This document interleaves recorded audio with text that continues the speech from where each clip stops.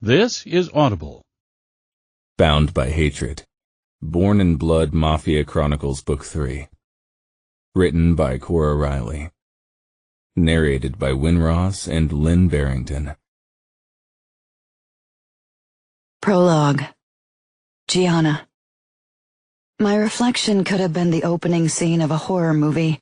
Blood covered my chin, and more blood dripped from the cut in my lower lip and onto my white shirt.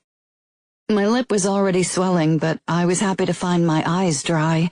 No sign of a single tear. Matteo appeared behind me, tall frame towering over me, his dark eyes scanning my messed-up face. Without his trademark shark grin and the arrogant amusement, he looked almost tolerable.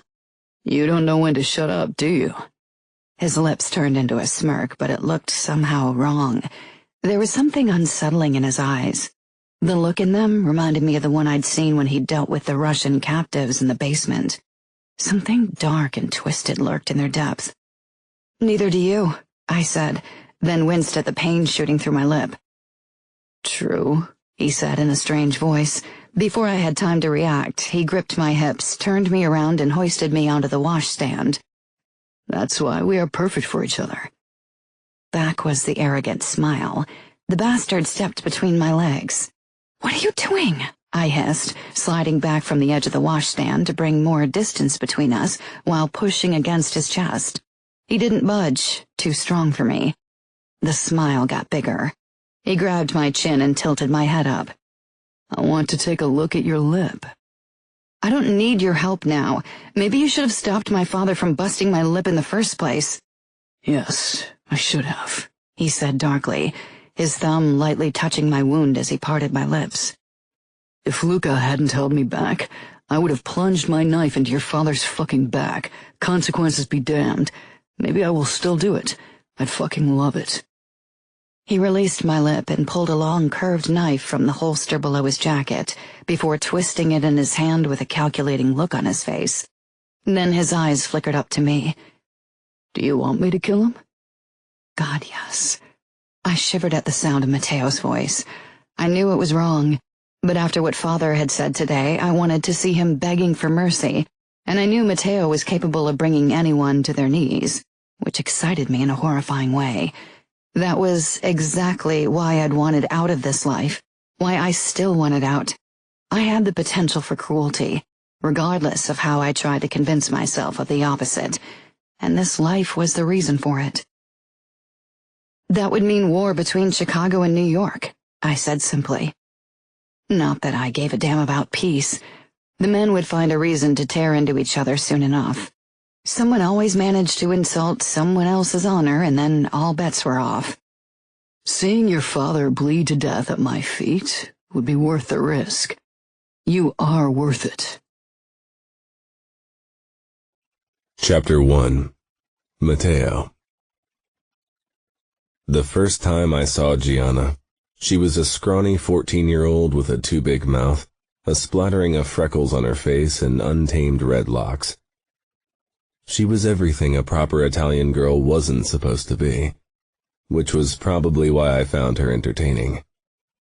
But she was a kid, and though I was barely 4 years older, I had already been a made man for 5 years. Killed several people, and had fucked my fair share of women. The moment Luca and I were back in New York, busy with mob business and easy society girls, I didn't give the rude redhead a second thought. We had enough trouble with the Bratva trying to sabotage our drug labs, and our father had grown too old to handle things as they needed to be handled, with unrelenting brutality. It was time for the old man to die, and hand the job over to my brother. Luca was the perfect man for brutality. I'd pretty much forgotten all about Gianna when Luca and I returned to New York 3 years later for his wedding to Aria.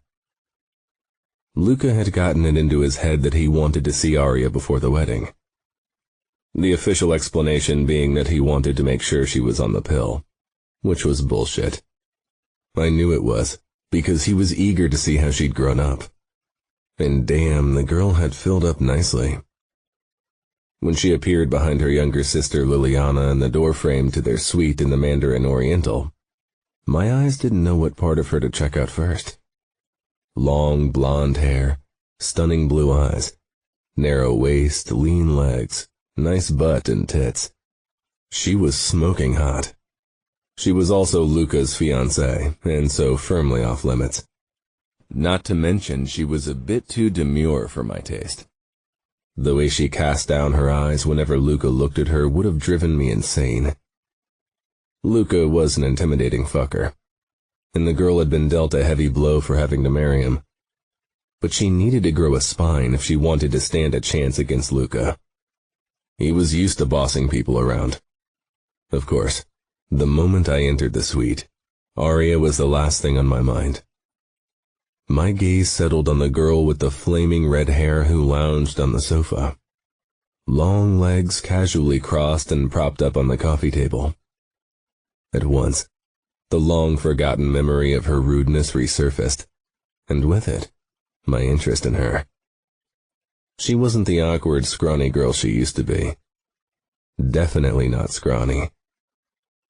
She had developed all the right curves in all the right places, and her face had gotten rid of her freckles. Unlike most girls, I knew she didn't seem impressed by me. To be honest, she looked like I was a cockroach she wanted to squash under her boots. With a grin, I headed straight for her, never one to shy away from a challenge. Especially a hot challenge. What was life without the thrill of getting burned? Gianna straightened in a jerk, her black boots landing on the ground with a thud. And then she narrowed her eyes at me. If she thought that would stop me, she was thoroughly mistaken. Unfortunately, the youngest Scuderi girl stepped in my way and gave me her version of a flirty smile. "Can I see your gun?" she asked in that voice caught somewhere between girl and woman. Had Gianna asked that question, a myriad of inappropriate replies would have been on the tip of my tongue. But Liliana was a bit too young for them. What a waste of opportunity. "No, you can't," Aria said before I got the chance to come up with a reply fit for younger ears. Always so proper, that girl. Thank God, Father had chosen her for Luca and not for me. "You shouldn't be here alone with us," Gianna muttered, her eyes moving from Luca to me. Damn it. She was something else, really. "It's not appropriate." Luca didn't seem too impressed with her. It was obvious that she grated on his nerves, already something she and I had in common. "Where's Umberto? Shouldn't he be guarding this door?" he asked. "He's probably on a toilet or cigarette break," Aria said. I almost laughed. What kind of idiots worked for Scuderi? Things in Chicago seemed to follow very different rules. I could tell that Luca was on the verge of an outburst. He'd been on edge for days, probably because his balls were bursting. He'd fucked Grace far more often than usual to bridge the time before he could fuck Aria. "Does it happen often that he leaves you without protection?" he asked. "Oh, all the time," Gianna snapped, then rolled her eyes at her sister. "You see, Lily, Aria, and I sneak out every weekend because we have a bet going who can pick up more guys." Big words for a girl who'd never seen a cock in real life.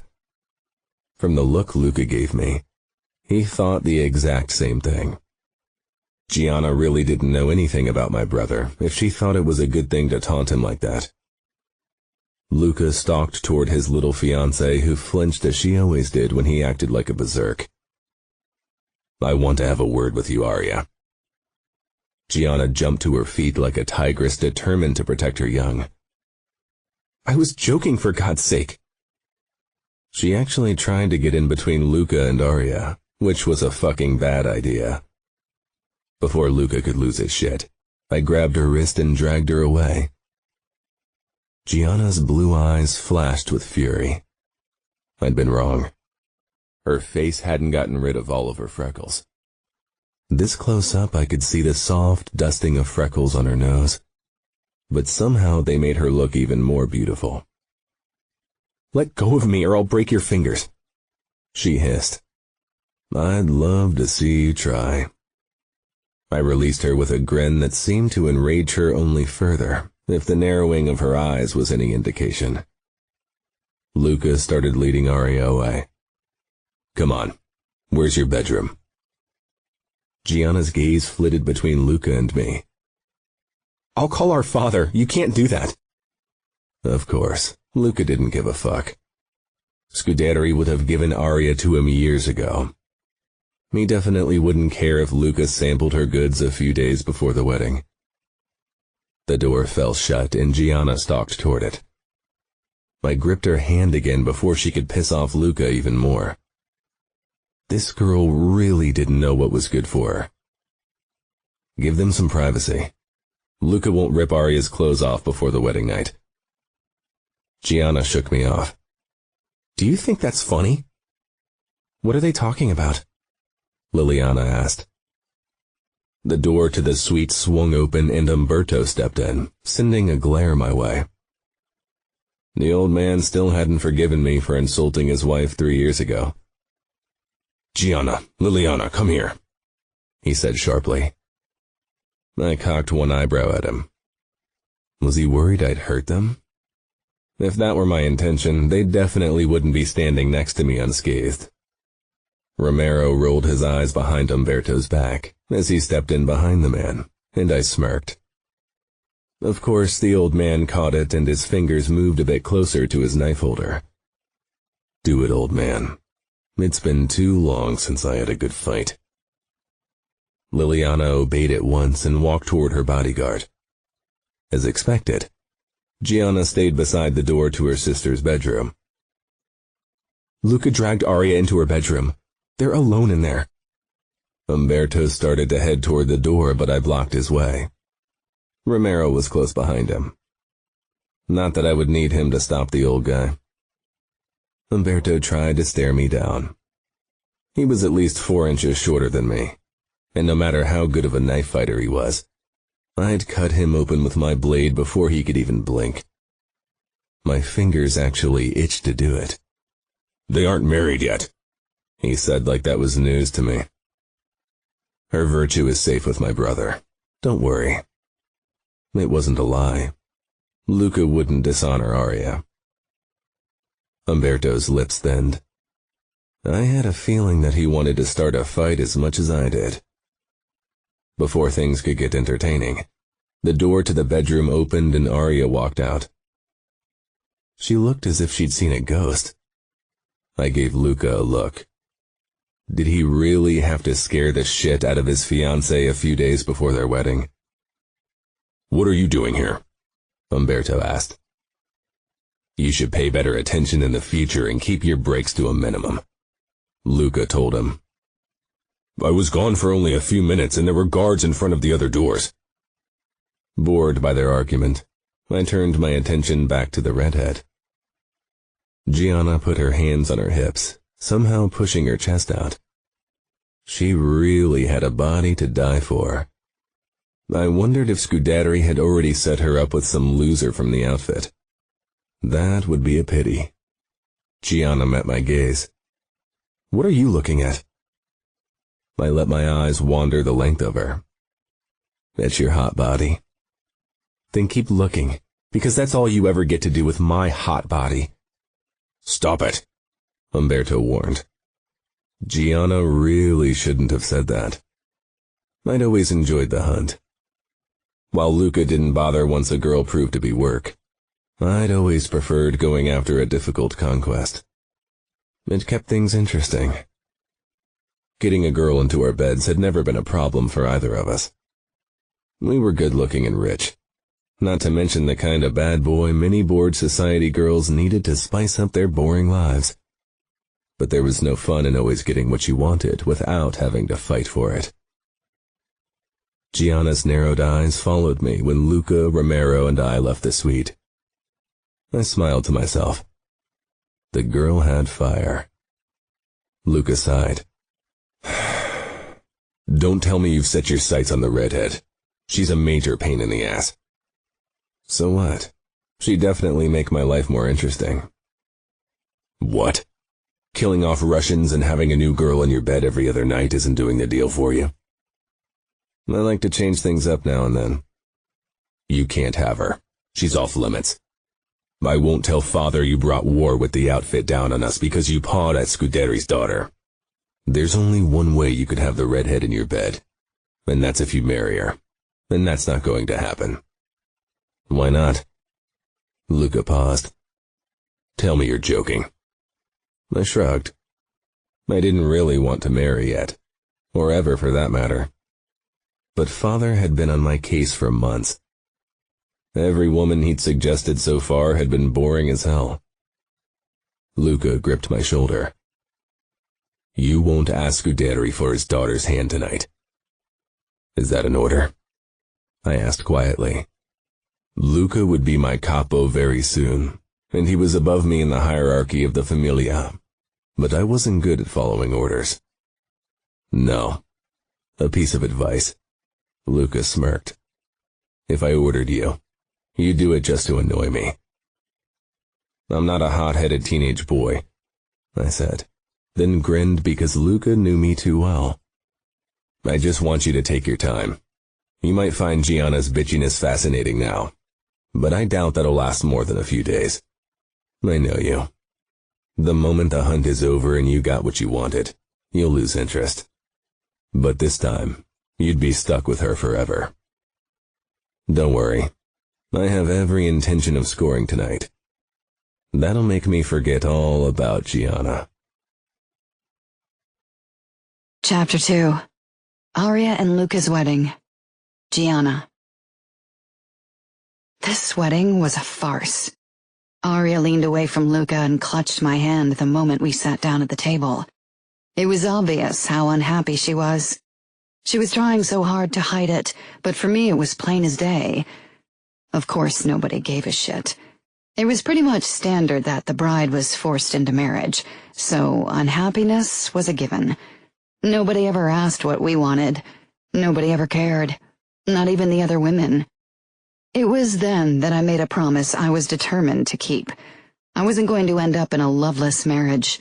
I didn't care if it was my duty or if honor dictated it. Nothing in this godforsaken world could make me marry for anything but love. Matteo kept glancing my way from across the table, that annoying cocky grin on his face. He'd pretty much ogled me throughout the entire wedding. I had to admit that he didn't look too shabby in his light gray vest, white shirt, and dress pants. Somehow, his tall, muscled frame stood out even more dressed up like that.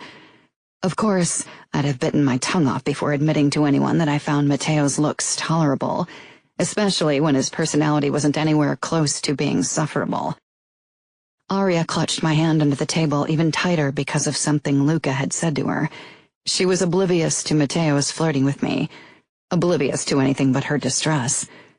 I squeezed her hand, but then the dance floor was opened, and soon we were ripped apart as Luca led her to their first dance as a married couple. I quickly pushed to my feet, desperate to sneak away toward the bay where I could be alone, but Matteo cornered me at the edge of the dance floor, that same cocky grin on his striking face. Why did the bastard have to look so good? His dark hair was intentionally messy, and his eyes were so dark they were almost black. It was impossible not to check him out. Of course, he was perfectly aware of the effect he had on most women, and obviously expected me to fawn over him as well. Hell would freeze over before that happened. He bowed without taking his eyes off me. "May I have this dance?" My stomach did a stupid flip at the sight of his grin. He was more easygoing than most made men, but I had a feeling that was only a cover-up. Maybe he'd perfected the boy-next-door routine, but beneath it a predator was lying in wait, ready to pounce. I wasn't going to be his prey. Father watched me from his spot at the table, so I had no choice but to nod in response to Matteo's question, or risk a huge scene. Not that I would have cared, but I didn't want to add more stress for Aria. She was already on edge. Matteo took my hand and rested his palm on my lower back, the warmth of his skin seeping through the thin fabric of my dress. My stomach lurched, but I forced my face into a mask of boredom. I hated how my body seemed to react to Matteo. If I'd be allowed to interact with other guys, I'd probably be unimpressed by Matteo. But like Aria, this stance was the most action I'd ever gotten. I peered up at him. This close-up, I could see that his eyes were dark brown with an almost black outer ring. He had thick black lashes, and the shadow of stubble ghosted his cheeks and chin. His smile widened, and I turned my head away, focusing on the dancing guests around us. Everyone was laughing and smiling, enjoying themselves. From the outside, it looked like a marvelous feast. It was easy to be taken in by the mansion's garden that was decorated to perfection. It was so damn easy to let the breeze drifting over us from the ocean carry away reality. The unique atmosphere only a place in the Hamptons could offer could convince anyone that life was a dream. I knew better. Matteo pulled me even closer, pressing our bodies together so I could feel every inch of muscle, as well as the weapons hidden beneath his vest. I squirmed, though part of me wanted to lean in, get closer, and claim his mouth for a kiss. That would have been the scandal of the wedding, no doubt. Father would blow a gasket. That was almost enough to make me want to do it. Why should girls be forced to wait with their first kiss until they were married? It was ridiculous. I pitied Aria for having to experience her first kiss in front of the entire wedding party. That wouldn't happen to me. I didn't care whom I had to bribe to kiss me. Matteo leaned down, a teasing smile curving his mouth. "You look gorgeous, Gianna. The pissed-off look goes really well with your dress." Before I could stop myself, a laugh burst out of me. I tried to cover it up with a cough, but Matteo didn't buy it, judging from the look on his face. Damn it. I narrowed my eyes. In vain. I decided to ignore Matteo for the rest of our dance, hoping that my body would do the same, but then the bastard started moving his thumb back and forth on my back, and every nerve ending in me seemed to jerk to life. I wanted to kiss him, and not just to spite my father and every other male in our world who thought it was okay to keep women on a leash. I wanted to kiss him because he smelled delicious, and that was exactly the reason why I needed to get away from him quickly. Sadly, Matteo seemed intent to drive me crazy, because after our first dance, he managed to steal 2 more dances from me, and to my utter annoyance, my body didn't stop reacting to his closeness. I had a feeling he knew, and that was why he kept stroking my back ever so lightly, but I couldn't ask him to stop without admitting that it was bothering me. And somehow, part of me didn't want him to stop. It was almost midnight when people started to shout for Luca to bed Aria. She didn't manage to hide her panic. When she stood and took Luca's offered hand, her eyes met mine, but then Luca was already leading her away, followed by a crowd of shouting men. Anger surged through me. I pushed to my feet, determined to follow and help her. Mother gripped my wrist, jerking me to a stop. "This isn't your business, Gianna. Sit down. Aria will do what's expected of her, and so should you." I glowered at her. Wasn't she supposed to protect us? Instead, she watched without a flicker of compassion. I wrenched away from her, disgusted by her and everyone around us. Father stood beside Salvatore Vitiello, who shouted something that sounded like, "We want to see blood on the sheets, Luca." I almost tackled him. What a bastard. New York and its sick traditions. Despite Father's warning glare, I turned and followed after the men. Luca and Aria were almost at the house, and I had trouble finding my way through the male guests to get to them. I wasn't even sure what I was going to do if I reached them. I could hardly pull Aria into our shared bedroom and lock the door. That wouldn't stop anyone, least of all Luca. That guy was a beast.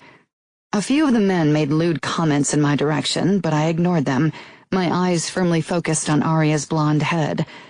I'd almost reached the front of the crowd when Aria disappeared into the master bedroom, and Luca closed the door. My breath caught, worry and anger taking center stage in my body. I was wavering between storming into the bedroom to kick Luca's ass and run as far away as possible so I didn't have to hear what was going on behind that door. Most of the male guests were on their way back outside to resume drinking. Only Matteo, who was shouting disgusting suggestions through the door, and a few younger made men from New York were still around. I backed away, knowing there was nothing I could do for Aria, and hating it more than anything else. So often in the past, Aria had protected me from Father, and now when she needed protection, I was unable to help her. Instead of returning to the party, I decided to go to my bedroom. I wasn't in the mood to face my parents again. I'd only get into a huge fight with Father, and I really didn't need that on my plate today. Before I could head down the corridor toward my room, two guys stepped in my way. I didn't know their names. They weren't much older than me, maybe 18. One of them still sported some baby fat and acne. The other was taller and looked like more of a threat. I tried to sidestep them, but the taller guy blocked my way. "Piss off," I said, glaring at the two idiots. "Don't be a killjoy, Red. I wonder if you are red down there, too." He pointed between my legs. My lips curled in disgust, as if I hadn't heard those words before. The acne guy snorted with laughter. "We could try to find out." Suddenly, Matteo was there. He gripped the tall guy in a headlock and held a sharp, long knife to the guy's crotch.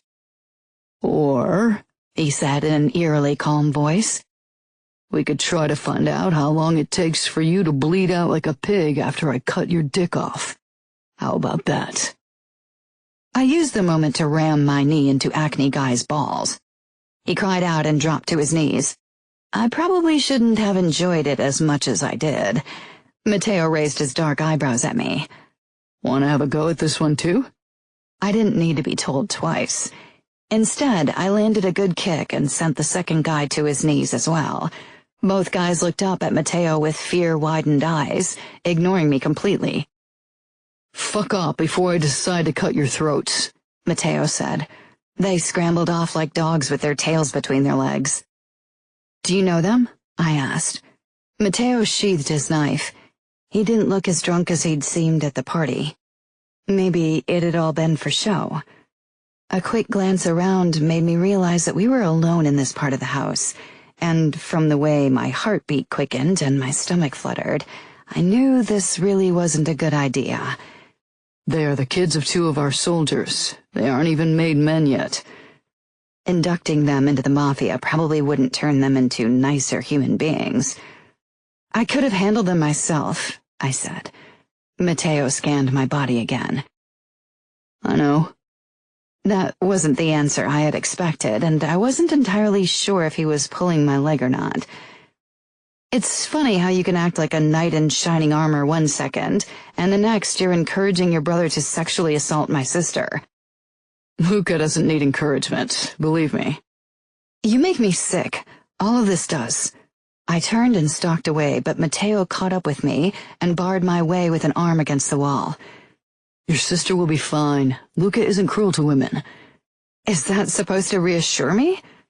Matteo shrugged. "I know my brother. Aria won't get hurt." I searched his face. He seemed serious. I wanted to believe him, but from what I'd witnessed, Luca was anything but a kind man.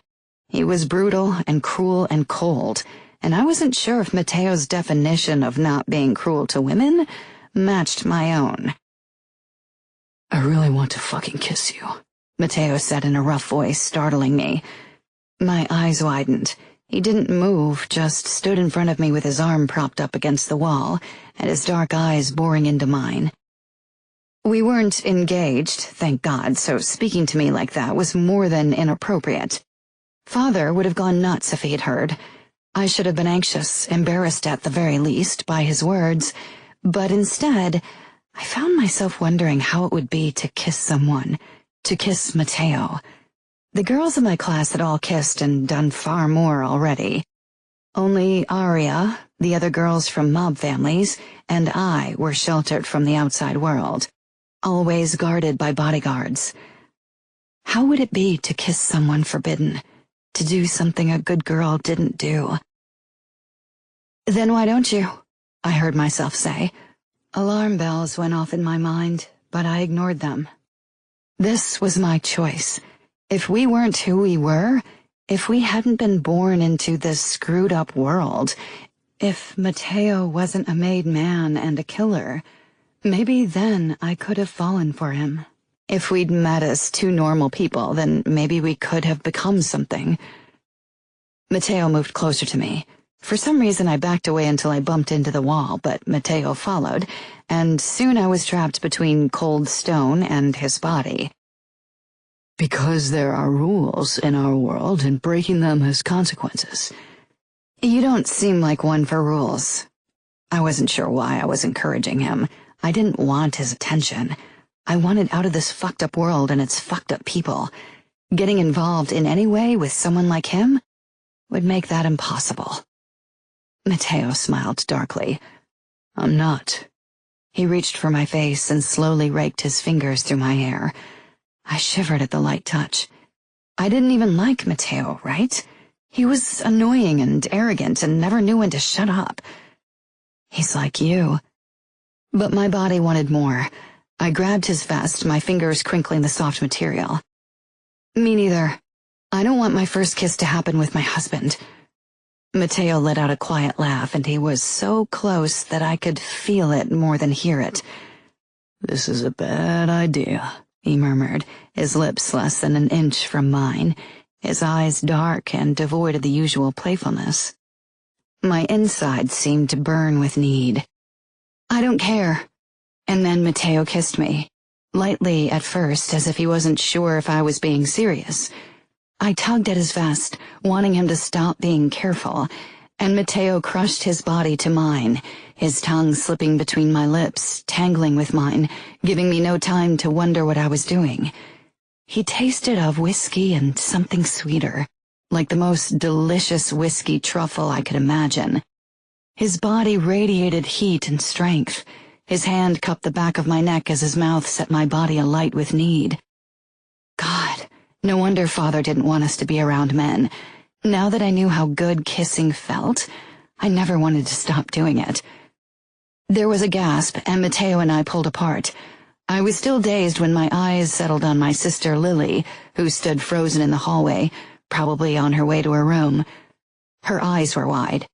"Sorry," she blurted, then took a few hesitant steps in our direction. "Does this mean you're going to marry?" I snorted. "No, it doesn't. I won't marry him. This means nothing."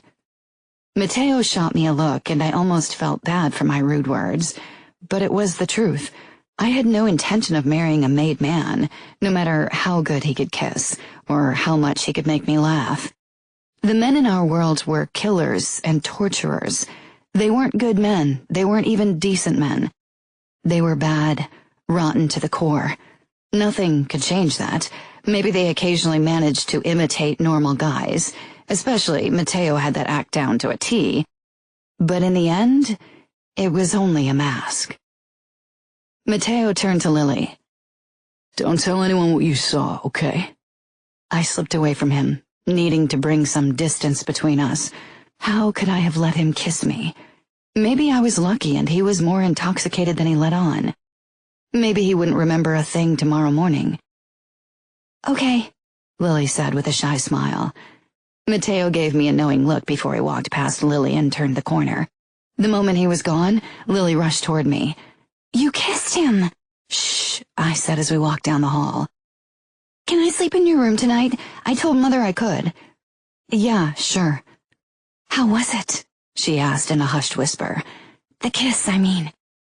At first I wanted to lie, but then I opted for the truth. "Amazing." Lily giggled and followed me into my room. "So are you going to kiss him again?" I wanted to, but I knew it would be a majorly bad idea. I didn't want to give him any ideas. "No, I won't ever kiss Matteo again." I should have known that wouldn't be the end of it. The next day, a couple of hours before my family had to leave for Chicago, Matteo caught me alone in front of my bedroom. He didn't try to kiss me, but he stood very close. It would have been easy to bridge the distance between us, to grab his shirt and pull him against me. Instead, I put my guards in place and glared. "What do you want?" Matteo clucked his tongue. "Last night when we were alone, you didn't give me the cold shoulder." "I'd hoped you were too drunk to remember." "Sorry to disappoint you." If he didn't stop smiling that arrogant smile, I'd wring his neck, or kiss him. I hadn't decided yet. Choice number 1 was the better option, no doubt. It was a one-time thing. It didn't mean anything. I still don't like you. I only did it because I wanted to do something forbidden. His dark eyes lingered on my lips before they slid lower. There are plenty of other forbidden things we could do, he murmured, stepping closer, too close, and enveloping me with his scent. No thanks. He rocked back on his heels, smile getting impossibly wide. Why? Losing your courage? I could ask your father for your hand in marriage if you're tired of forbidden things. Right, I said sarcastically. I will never marry you, that's a promise. And now that Aria's already trapped in New York, Father wouldn't send me away anyway. Matteo shrugged. If you say so. His overconfidence made me snap. I jabbed my finger against his muscled chest. You think you are irresistible, don't you? But you aren't. You and Luca and all the other men in the fucking mafia think you are oh so great. Let me tell you something. If you weren't fucking rich and didn't carry a fucking gun wherever you went, you wouldn't be better than anyone else out there. I'd still be good-looking, and I could still kill most of the wimps out there with my bare hands. What about you, Gianna? What would you be without the protection of your family and your father's money? I sucked in a deep breath. Yes, what would I be without all that? Nothing. I'd never had to do anything by myself. Never had been allowed to do so, but not for lack of wanting. Free, Matteo laughed. You won't ever be free. None of us are. We are all caged in by the rules of our world. That's why I want out of this world. Maybe, but a marriage to you won't ever be my cage. I stalked off, not giving him another chance for a comeback. Chapter 3. Matteo. Maybe Gianna didn't understand it yet, but marriage would be her cage no matter if she wanted it or not. Last night after our kiss, I'd returned to the party to drink myself into a stupor when I'd come across my bastard of a father and Rocco Scuderi, talking about Gianna and his plans for her to marry some old geezer who was known for his hard hand with women. I hadn't said anything then, because I knew father. If he thought I wanted Gianna because I desired her, liked her, or wanted to protect her from a worse fate, he'd never agree to set me up with her. Now, in the morning after the presentation of the sheets, I searched for Luca and found him on his way to the master bedroom with Aria at his side. You two lovebirds will have to postpone your mating session. I need to have a word with you, Luca, I said. Luca and Aria turned around to face me. Aria's cheeks turned bright red, and she peered up at my brother with a mix of worry and embarrassment. He glared at me before lowering his gaze to his wife. Go ahead. Check if the maids packed all your stuff. I'll be back soon. She quickly disappeared in the bedroom. The sheets were fake, weren't they? My big bad brother spared his little virgin bride. Luca glowered as he stepped close to me. Keep your fucking voice down. What happened? Did he have too much to drink and couldn't get it up? Fuck off. As if alcohol ever stopped me, he said. Then what? Luca glared. She started crying. I chuckled. I reached for the knife holder around his forearm and pushed it up, revealing a small wound. Luca snatched his arm away. You cut yourself. Luca looked like he was considering slicing me up into bite-sized pieces.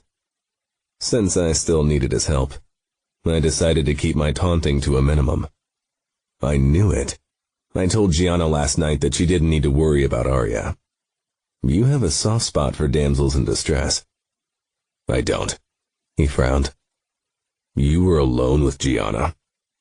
I nodded, then led him away from the bedroom, in case Aria was trying to eavesdrop. She'd only tell her sister everything. I kissed her, and she tastes even better than she looks. I can't fucking believe you got more action than me on my own fucking wedding night, Luca muttered. The ladies can't resist my charm. He clamped his hand down on my shoulder. This isn't a joking matter, Matteo. The outfit won't find it funny if you go around deflowering their girls. I didn't deflower anyone. I kissed her. Yeah, as if that's ever the end of it. I want to deflower her, but I'm not an idiot. Really. That's what Luca's expression said. I want to marry her. Luca stopped abruptly. Tell me you're kidding. I'm not. That's why I need your help. Father won't talk to Scuderi on my behalf if he thinks I want Gianna for any other reason than spite or revenge. You know him. So what do you want me to do? Help me convince him that she hates me and insulted me, and that I want to marry her to make her miserable. Isn't that the truth? The girl can't stand you, and you want her because of it. How is that any different than the story we're going to tell Father? I don't want to make her miserable. Luca looked doubtful. The end result might be the same. That girl is going to drive you insane. You realize that, don't you? I'm really not sure if I want her in New York. You'll deal with it, and Aria will be happy to have her sister with her. You really think you thought that through, don't you? I did. And Father will choose some bitch that'll make me miserable for me soon enough. So you rather choose your own bitch who will make you miserable? I shook off his hand. Gianna isn't a bitch. You want to hit me because of her? Luca said with a twisted smile. I want to hit you for a lot of reasons. Luca shook his head. Come on, let's find Father. We headed down the corridor and down the stairs toward Father's office. He was on his way out of the room. I forced my face into a mask of fury. I can't believe her fucking nerve. There's nothing you can do, Luca said to me. Then he turned to Father. The Scuderi redhead provoked Matteo. Father raised his brows in mild interest. How so? He gestured for us to move into his office, then closed the door. I pretended to be seething while Luca made up some ridiculous story that ended with Gianna telling me that her father would never give her to New York, and that nobody could convince him otherwise. She made it sound as if I was beneath her, as if we were beneath her. I want the bitch to pay. I don't care what she wants. I want her in my bed. Excitement flashed in Father's eyes. The sadist actually believed that bullshit, because in his twisted, power-hungry sadist mind, it made sense. I suppose I can talk to Scuderi. He'll be glad to be rid of her. She's a handful. His smile widened. You'll have to teach her manners, Matteo. Don't worry, I said. I teach her a lot of things. 2 days later, my father and Scuderi came to an agreement and Gianna was mine. Now, I just had to figure out a good time to tell her. Gianna. Sometimes at night when I relived our kiss, I wondered if maybe Matteo and I weren't such a bad idea. But then Aria called and told me about how she'd found Luca cheating on her, and that was the wake-up call I desperately needed. Made men would always kill, always cheat, always ruin anything they touched. I wouldn't let anyone treat me like that. I wouldn't even give them the chance to try. No matter how much my body wanted to kiss Matteo again, I swore to myself that I would push him away. One kiss had already been too much. If I let him close again, he'd never leave me alone. Of course, when I visited New York a couple of weeks after Aria's wedding, Matteo was there in Luca's apartment to have dinner with us. The grin he gave me when Aria led me toward the table made my blood boil. Had he told anyone about our kiss? I hadn't even told Aria about it, and I'd always told Aria everything. This would be a long dinner. The next day, I convinced Aria to take me to a club dancing, desperate to forget Matteo. It was my first taste of freedom, and boy, did it taste good. Not as good as Matteo, an annoying voice reminded me, but it was soon blasted away by the beats filling the dance floor of the Sphere. It was an exhilarating experience to have strangers check me out, to have them want me, I'd never dressed this sexy before, had never been allowed to, and couldn't help but feel strangely empowered. I was dancing with a tall guy when he was suddenly shoved away from me by none other than Matteo fucking Vitiello. "What the fuck are you doing?" he snarled. "What the fuck are you doing? This is none of your business." My dance partner had found his balance again and stepped up to us, but before he could say something, Matteo punched him below the ribs, sending him to his knees, and then 2 bouncers were there and dragged the guy away. I stood in stunned silence. "Have you lost your fucking mind?" Matteo brought his face close to mine and gripped my upper arm. "You won't ever do this again. I won't let you mess around with other guys." "I wasn't messing around. I was dancing." Then his words really sank in. "With other guys? So you think because we kissed once you can tell me what to do with my life? Newsflash, you don't own me, Matteo." He smirked. "Oh, but I do." His dark eyes roamed over my skimpy outfit, lingering on my naked legs. "Every inch of you." I shook off his grip. "You are insane. Get away from me." He followed Luca without another word, but left one of his stupid baboons/bodyguards with me. I was so angry. I wanted to run after him and pummel him to dust. Instead, I went over to Aria, who looked lost as she stood unmoving in the center of the dance floor. "That asshole," I muttered. After a moment, her eyes settled on me. "Who?" "Matteo. The guy has the nerve to tell me not to dance with other men. What is he, my owner? Fuck him." Aria looked as if her thoughts were miles away. "Are you okay?" She nodded. "Yeah, let's go to the bar." Luca's 2 lapdogs, Romero and Cesare, followed us, and Aria lashed out at them. "Can you watch us from afar? You're driving me crazy." Stunned, I watched as she rushed toward the bar and ordered drinks for us. Romero and Cesare were watching us with hawk eyes from afar. So much for feeling free and having fun. Anger at Matteo resurfaced again, but I swallowed it. I wouldn't let him ruin the evening.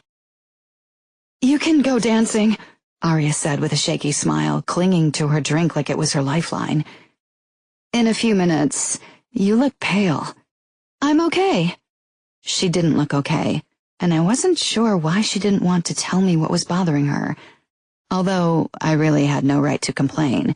After all, I still hadn't told her about the kiss. "I really need to go to the restroom," I said after several minutes of silence. "I need to sit for a few more minutes." I hesitated, wondering if it was a good idea to leave her, but it wasn't like she was alone. After all, Romero never let her out of his sight, thanks to Luca's possessiveness. I made my way toward the back of the bar where the restrooms were, trying not to lose my shit on Cesare, who was like an annoying shadow. When I returned to the bar a few minutes later, all hell had broken loose. Aria was swaying, and Cesare had to hold her up while Romero had his knife buried in some sleazebag's leg. "You will follow us. If you try to run, you'll die," Romero growled. "Aria?" I whispered, my heart pounding in my chest. She didn't seem to hear me. "Take her drink, but don't drink," Cesare told me.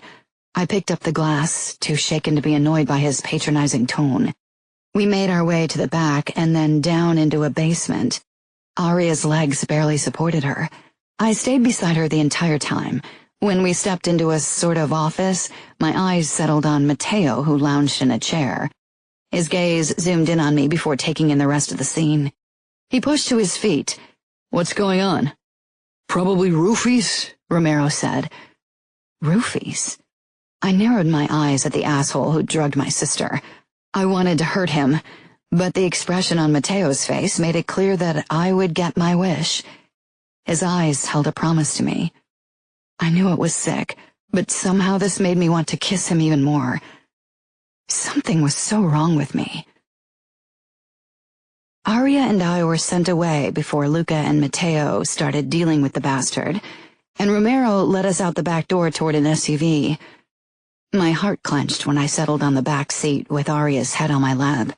She was so helpless. I stroked her blonde hair as I listened to her rambling. The idea that someone wanted to hurt her scared the shit out of me. This was probably the first time that I was glad for our bodyguards. Without them, that sick fuck would have kidnapped Aria and raped her. But I knew he'd get what he deserved, and I was oddly okay with it. I hated the mob and what it stood for, but right now I couldn't bring myself to feel bad for Aria's attacker. Maybe this was a sign of how much this life had shaped me, a sign of how messed up I was. I couldn't get the look on Matteo's face out of my head, that flicker of excitement as he pulled out his knife before Aria and I left the room. He and Luca were both monsters. I wasn't sure yet who was more dangerous of the two. But the worst thing was that part of me felt attracted to Matteo's monstrous side. Almost 1 month had passed since I'd last seen Matteo. Somehow, his words about owning me still wouldn't leave my mind. Every time I relived our kiss, I brought them to the forefront of my brain to let my anger wash away any kind of longing my body felt. The only reason why I even still remembered that stupid kiss was because things at home were so bad. I was constantly fighting with Father, most of the time about my habit of saying whatever crossed my mind, just like today. "I don't give a damn what's expected of me." Mother shushed me, her eyes shock-wide, but I was beyond listening. If Father told me one more time that I should behave like a decent lady, I'd lose my shit. Why is it so difficult to get into your head? I don't want to be a lady, definitely don't want to be a good little wife to some mob asshole someday. I'd rather cut my own throat than end up like that.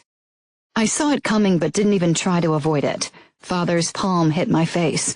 It was one of his lighter slaps, which usually wasn't a good sign.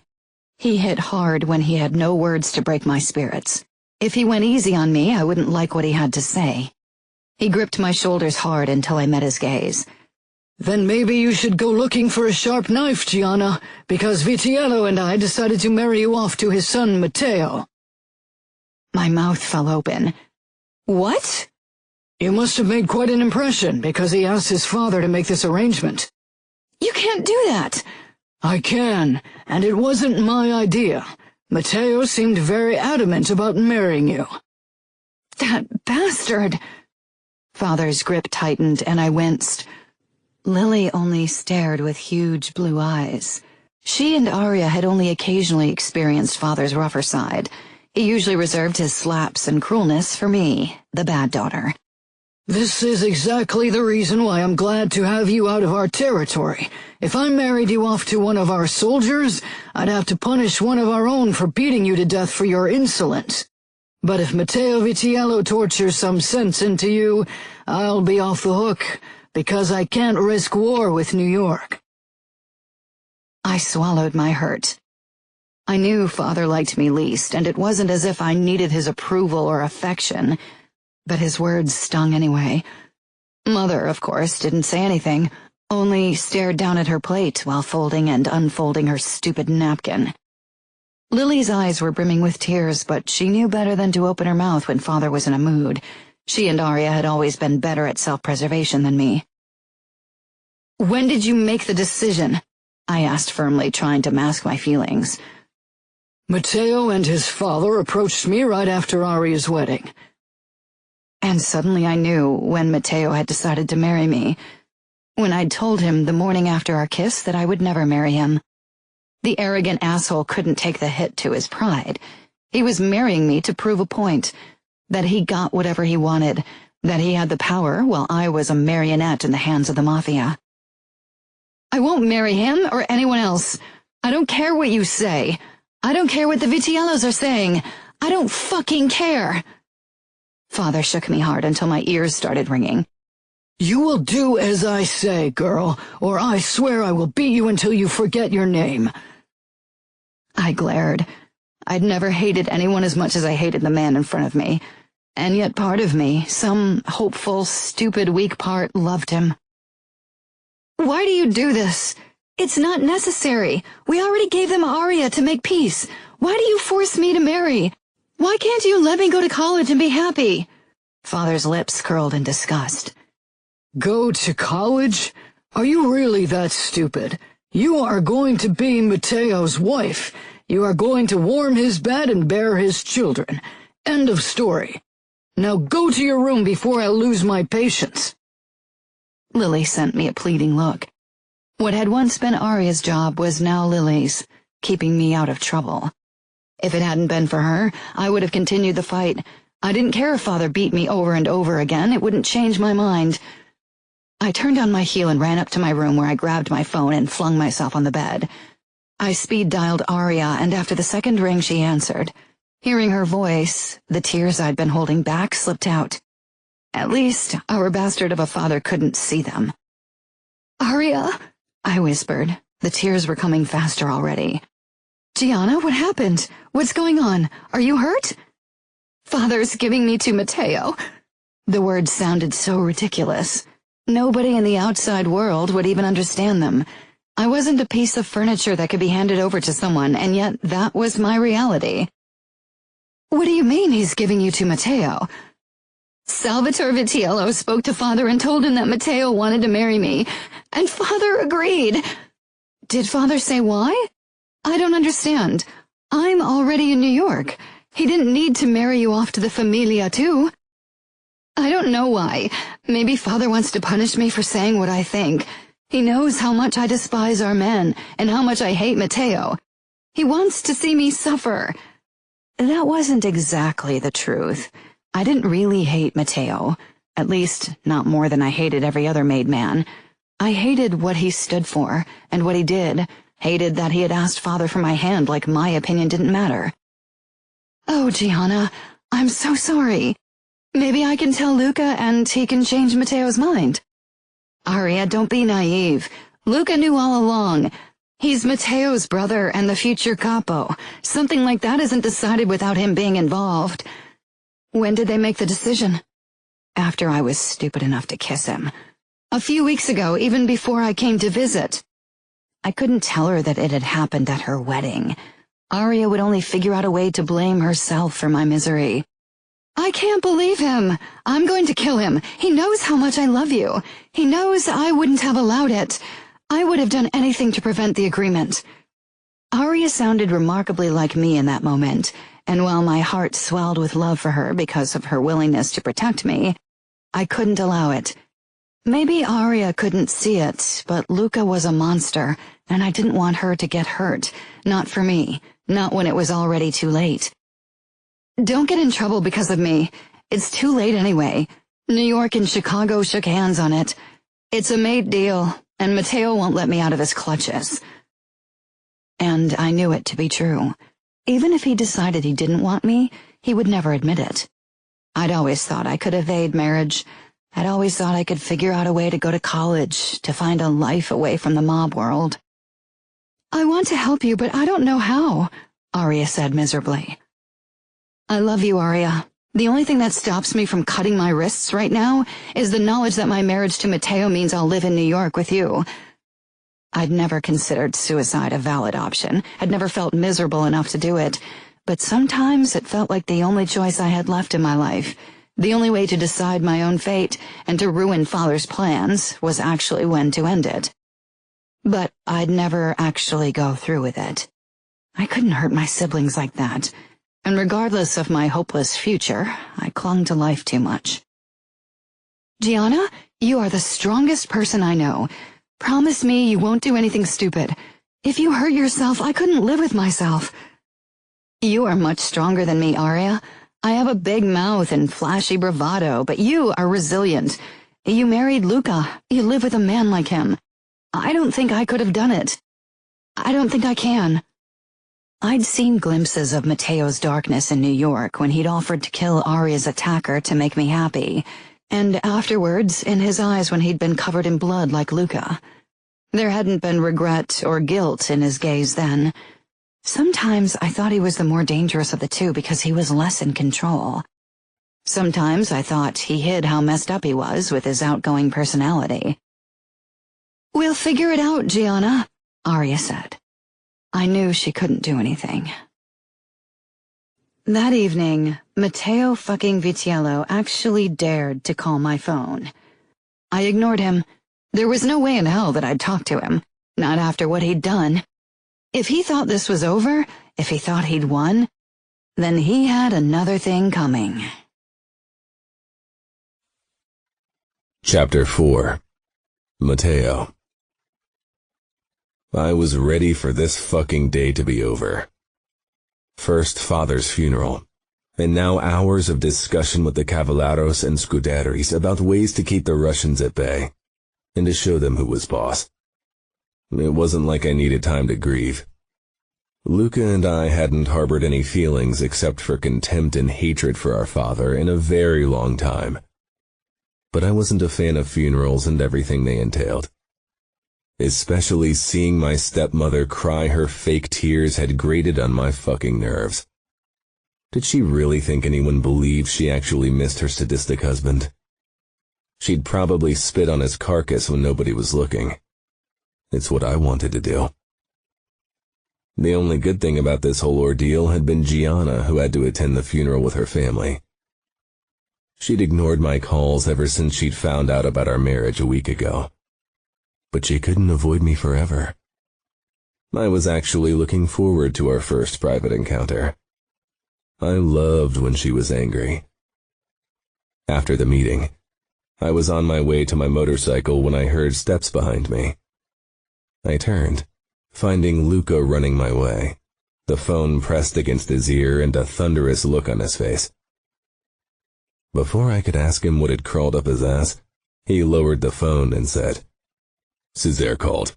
The Russians are attacking the mansion. Romero's trying to get everyone to safety, but there are too many attackers. Where are Gianna and Aria? I don't fucking know. We'll have to take a helicopter." I followed Luca toward his car. He floored the gas the moment we both had sat down. We should have never let Aria and Gianna leave for the Hamptons without us. We thought they'd be safer there. We thought our enemies would attack in the city where so many members of the outfit and the Familia had gathered to honor my father. We'd been fucking idiots. Luca hit the steering wheel. "I'm going to hunt down every fucking Russian if they hurt Aria. I'll be at your side," I said. I didn't care how many Russians I'd have to cut into tiny pieces to get to Gianna. Damn it. When we finally landed near our mansion in the Hamptons, Luca and I didn't speak. We both knew we might be too late. "They're fine," I said to Luca. We got out of the helicopter and shot our way free until we reached the lobby of the mansion.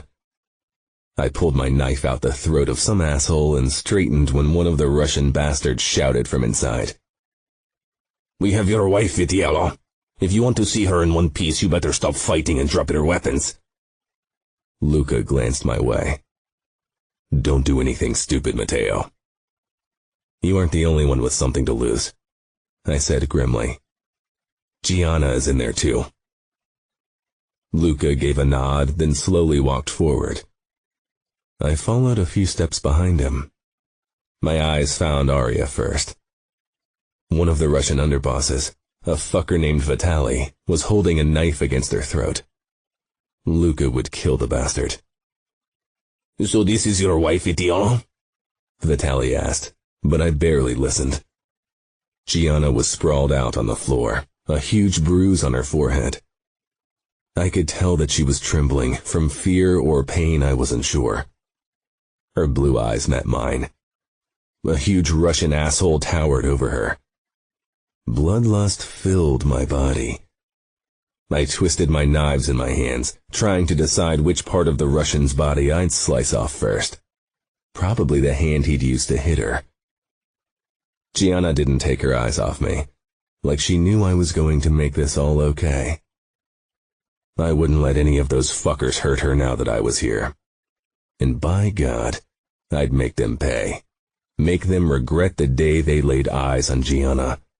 Make them regret the day they were fucking born. "Let her go, Vitaly," Luca snarled. "I don't think so," Vitaly said in that fucking annoying accent. "You took something that belongs to us, Vitiello. And now I have something that belongs to you. I want to know where it is." I wasn't sure what the Bratva bastard did, because I kept my eyes on Gianna's captor, and the assholes behind him. But Luca took a threatening step forward, then stopped. "Put your guns down or I'll cut her throat." When pigs learn to fly, motherfucker. There was a thud, then another. My eyes flew to Luca, who dropped his fucking guns to the floor. I couldn't believe it. He narrowed his eyes at me. Was he serious? From the look on his face, he was. I put my knives down slowly. Gianna closed her eyes as if she thought everything was over. It wasn't over. Far from it. Not before I'd killed every fucking asshole in the room and made them regret the day they were born. Your wife tastes delicious. I wonder if she tastes this delicious everywhere, Vitaly said as he pulled Aria against him like he was going to kiss her. I could tell that Luca was seconds away from attacking. The Russian asshole behind Gianna nudged her butt with his shoe and grinned. His foot would be the second thing I cut off, and I'd take my fucking time killing him. Vitaly licked Aria's chin. She looked like she was going to be sick. Then she reached into her back pocket and pulled a switchblade out. Where the hell had she found it? The moment she rammed it into Vitaly's thigh, I fell to my knees, gripped my gun with my left hand and one of my knives with my right hand. I shot 4 times in quick succession. 2 bullets tore through the calves of the asshole who'd kicked Gianna. The third broke every bone in his right hand. And the fourth smashed the skull of another bastard.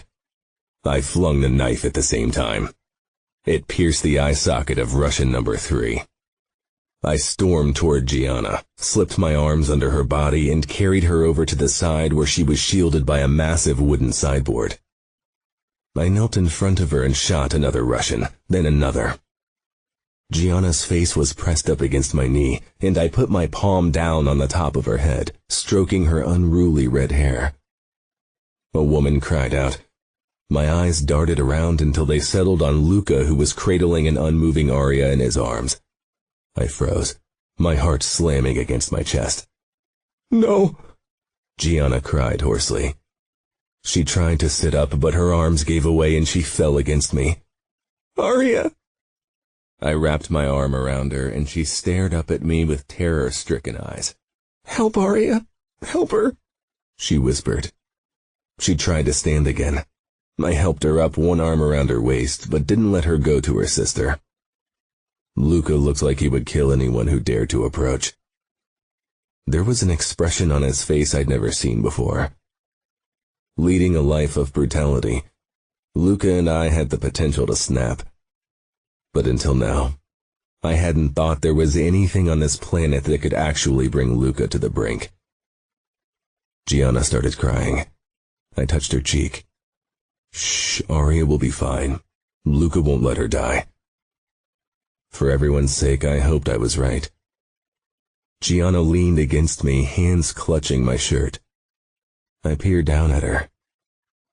When Aria finally opened her eyes, Gianna let out a sob and pressed her face against my chest.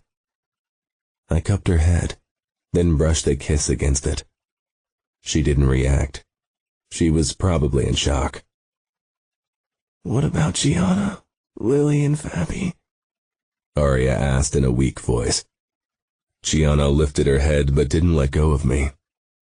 Fine. Luca lifted Aria into his arms and after some discussion, carried her upstairs to one of the bedrooms. The doc was already on his way. Gianna tried to stand on her own but swayed and had to grip my arm. Her eyes lost focus for a moment before they settled on me again. She didn't say anything, only stared up at me.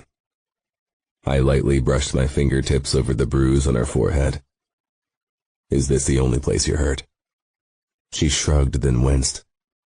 My side hurts, and my ribs. Hey, Matteo, what about this asshole? Romero asked, nudging the Russian who'd kicked Gianna. Is he the only survivor? There's at least another one, Romero said. Good, but that one is mine. I'll question him. That's the guy who hit my head, Gianna said quietly. I know. She searched my face, but I wasn't sure what she was looking for.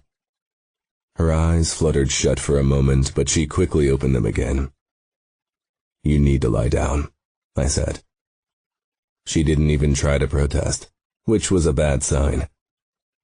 I tightened my hold on her and led her toward the staircase. Matteo, Romero called. I glanced over my shoulder at him and the other men. I'll be back in a moment.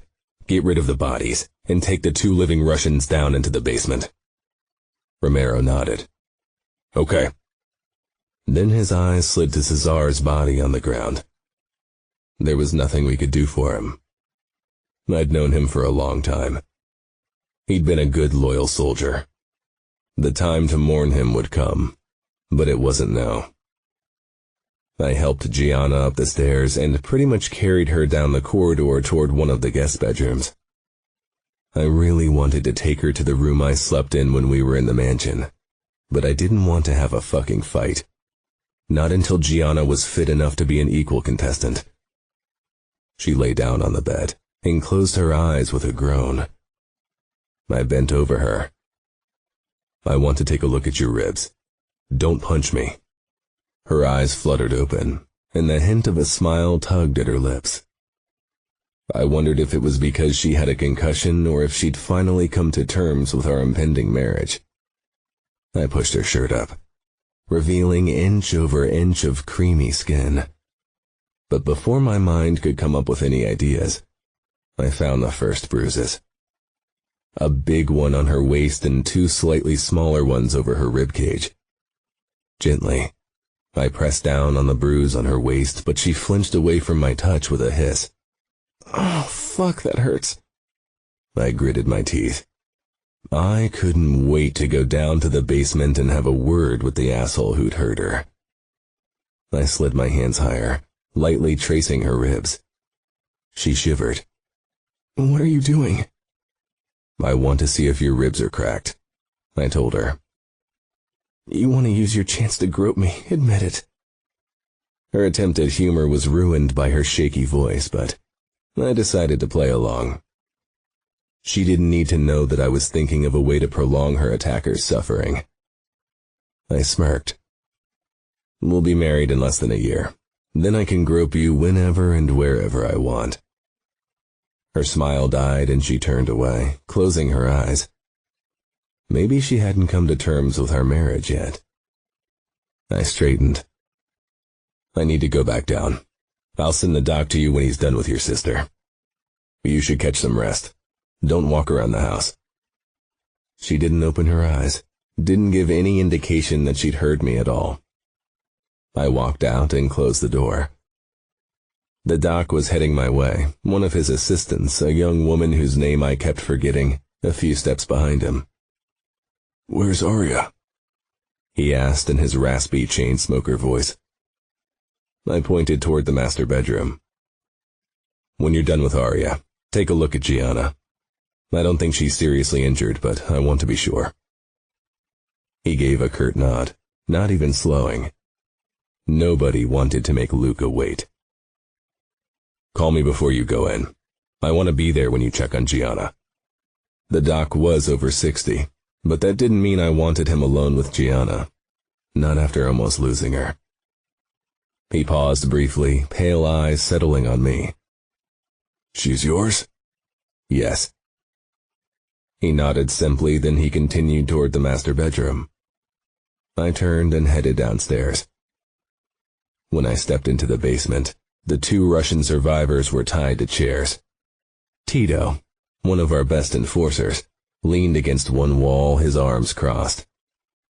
Romero stood beside him. Another soldier, Nino, attached a drip to the asshole I was going to tear apart.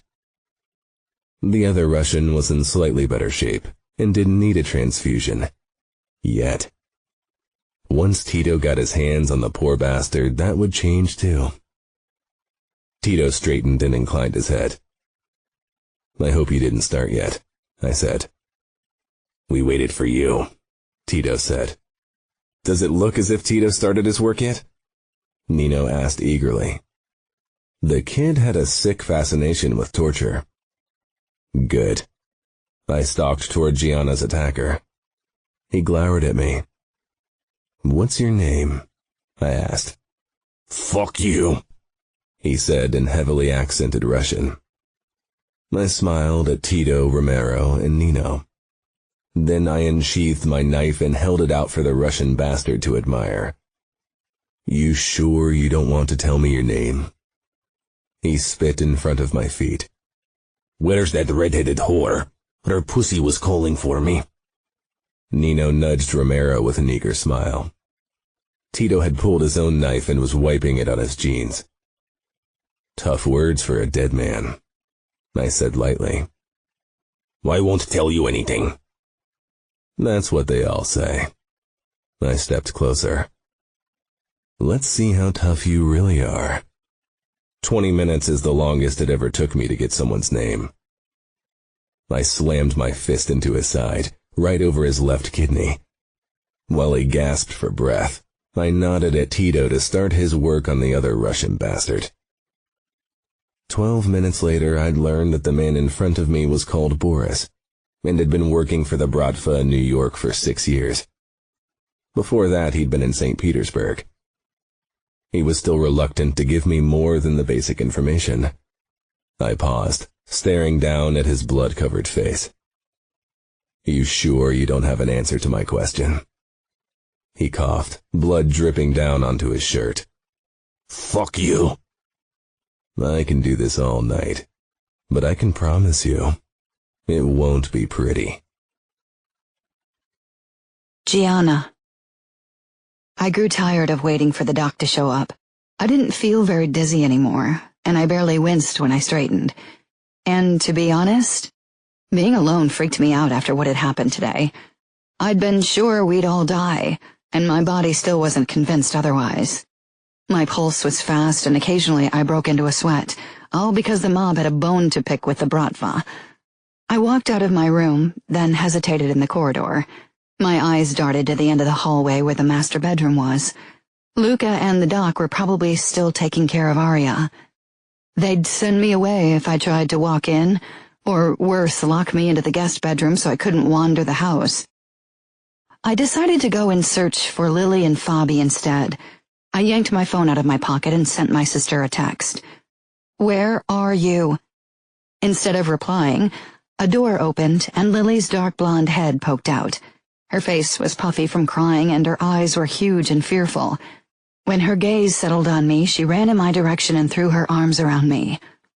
"Where's Fabi?" I asked when I could breathe again. My ribs were throbbing fiercely from her hug, but I didn't want her to know I was hurt. She looked terrified as it was. "Asleep. They gave him some kind of sleeping pill because he was having a meltdown." She looked up at me. "I was so scared, Gianna. I thought we were all going to die, but Romero protected Fabi and me." Her cheeks turned red. Her crush on Romero had been growing rapidly over the last few months. I didn't have it in me to tell her what kind of man he must be if Luca chose him as Aria's protector. Lily would realize soon enough that we were surrounded by the bad guys, not knights in shining armor. "What about Aria? Romero only said she was fine before he left Fabi and me alone in that room and told me not to walk around the house because it was too dangerous. She was shot in the shoulder, but the doc is taking care of her. She'll be all right." That's what I hoped. My eyes darted to the master bedroom again. I'd have to try to sneak in later when the doc and Luca were gone. "Go back to your room. I'll be back soon." I turned to leave, but Lily followed me like a lost puppy. "Where are you going?" she asked. "Downstairs. I want to see the damage." "I'm coming with you." I sighed. Aria would have told our sister no, but it was hypocritical of me to tell Lily to behave when I'd rarely followed orders in my life. Lily wasn't a small kid anymore. "Okay, but be quiet and stay away from the men." Lily rolled her eyes. "I'm not interested in them." "I didn't say you were, but they might be interested in you." I really didn't want to have to explain to Luca that I had to kill one of his men because they touched Lily. Of course, I'd first have to figure out a way to kill them. We headed downstairs. The entrance hall was a mess. Blood and broken glass littered the floor. At least the bodies were gone, but a trail of blood led outside to a pile of dead Russians.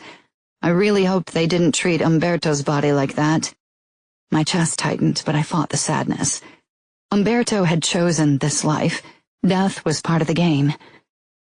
I blocked Lily's view of the corpses and dragged her toward the living room, which wasn't in much better shape. The white couches would definitely have to be replaced. I didn't think any bleach in the world could get out the stains. Lily made a small, distressed sound, and I pulled her further along, already regretting that I had allowed her to come with me. A couple of men were taking a smoking break on the terrace, and glanced our way as we passed. They didn't seem bothered by the blood. I walked faster. "Hey!" Lily protested, but I ignored her.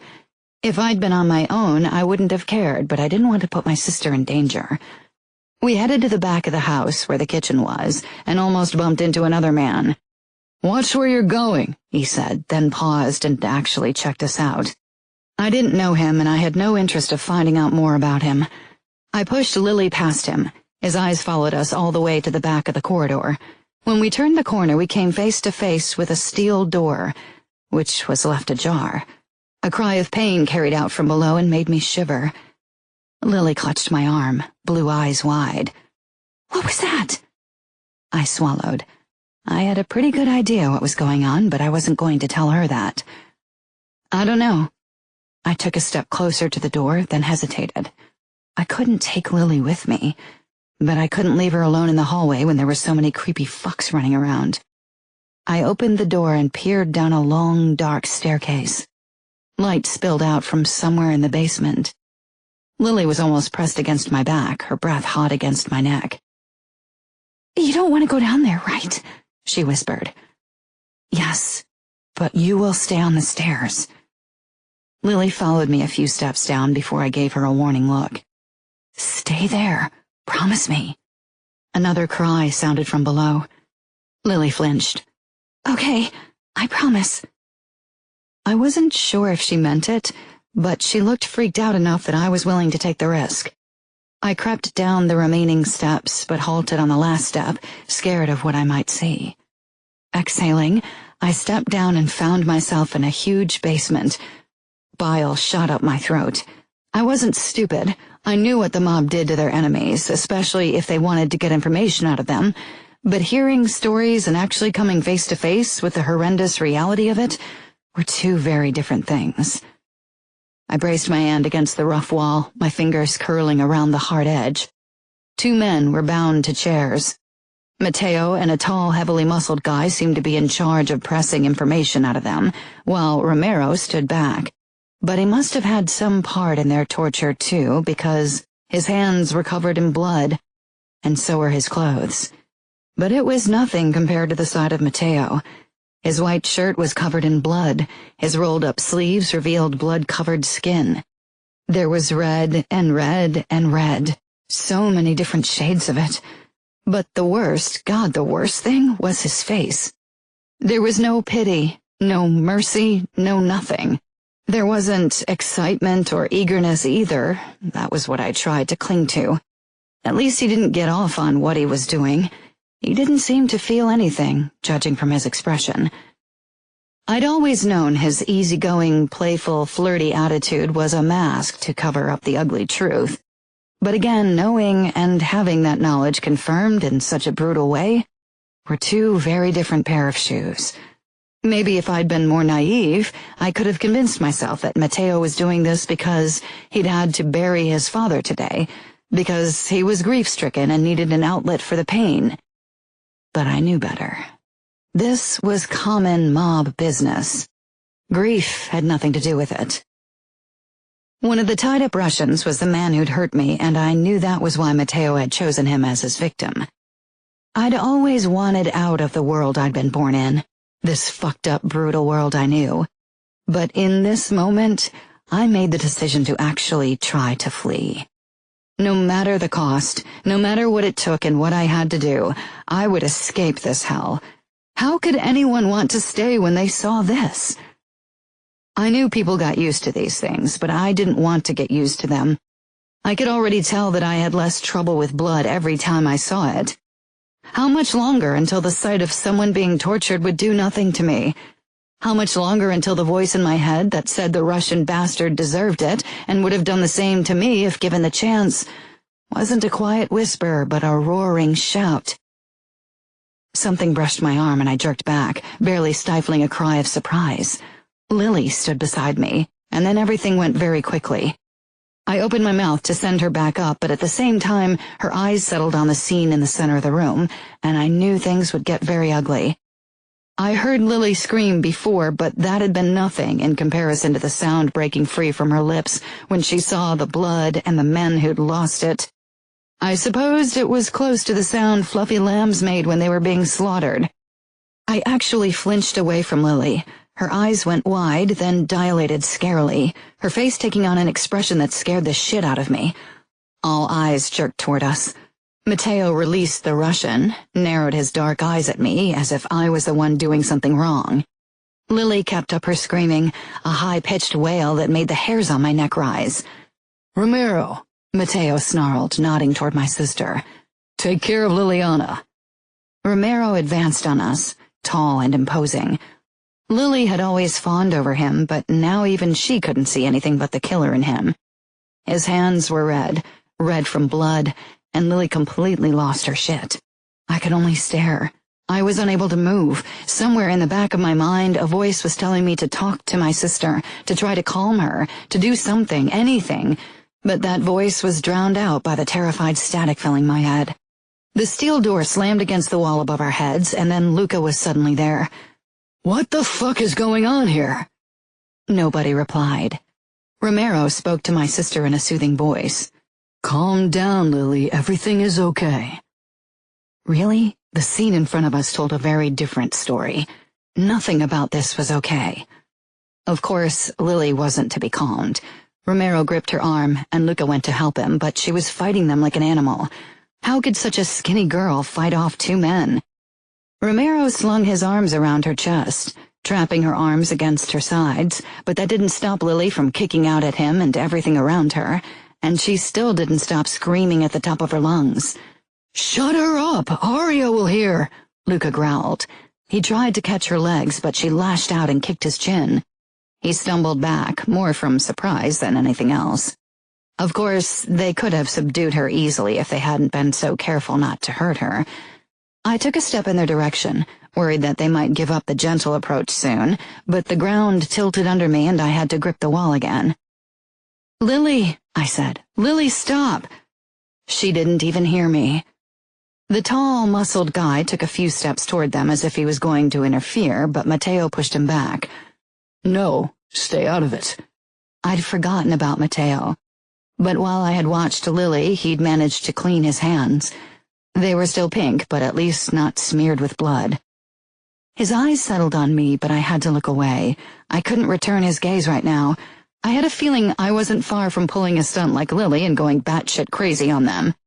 The coppery scent of blood hung like a fog in the air, clogged my throat and nose, seemed to sink into my skin, bury itself deep in my body together with the horrible images. Lily managed to kick off the wall, causing Romero to stumble back, lose his balance, and land on his back with Lily on top of him. He grunted and lost his hold on my sister. She pushed to her feet, a look like a hunted animal on her face. Her gaze passed right through me. "Lily, calm down," I tried again. She tried to storm past Matteo, but he was too quick. He grabbed her wrist and wrapped an arm around her waist. Then she was suddenly on her back, and he was kneeling on her legs and had her hands pinned above her head. Luca headed toward them with a syringe in his hand. That was the final straw. I stumbled toward them despite my wobbly legs. "Don't hurt her," I hissed. "Don't you fucking dare hurt her." "I'm trying very hard not to hurt her, but she's making it difficult. Luca, now!" Matteo growled from his spot on top of my sister. I blocked Luca's way. "What is that?" I pointed at the syringe. "Something that will calm her down," Matteo said. "Get out of the fucking way." Luca brushed past me, knelt beside my sister, who was still struggling against Matteo's hold, and pushed the needle into her arm. It didn't take long for her to grow quiet and stop struggling. Matteo released her wrists and sat up. Lily whimpered before curling into herself and starting to cry silently. "I hope you all burn in hell," I whispered harshly as I knelt beside her and stroked her hair. Matteo watched me with unreadable dark eyes. There were a few specks of blood on his throat. They seemed to be all I could see. One of the Russians started to laugh. For a second, I considered punching him in the face. I wasn't even sure how he was still capable of any sound the way he looked. Matteo shot to his feet and got right into his face. Shut the fuck up, or I swear I'll cut your dick into pieces while you watch. Romero, take Liliana into her room and tell the doc to check on her, Luca ordered, his voice already back to business. Romero lifted Lily into his arms, and she actually pressed her face into his chest and sobbed. He was the last person she should seek out for comfort. He was one of the fucking reasons why she'd freaked out in the first place. Maybe she didn't even realize who held her. I stood as well to follow after them. I wouldn't leave my sister alone with any of them. Luca gripped my wrist. I want to have a word with you first. Let me go, I snarled, but he didn't budge. Matteo grasped Luca's forearm. Let her go.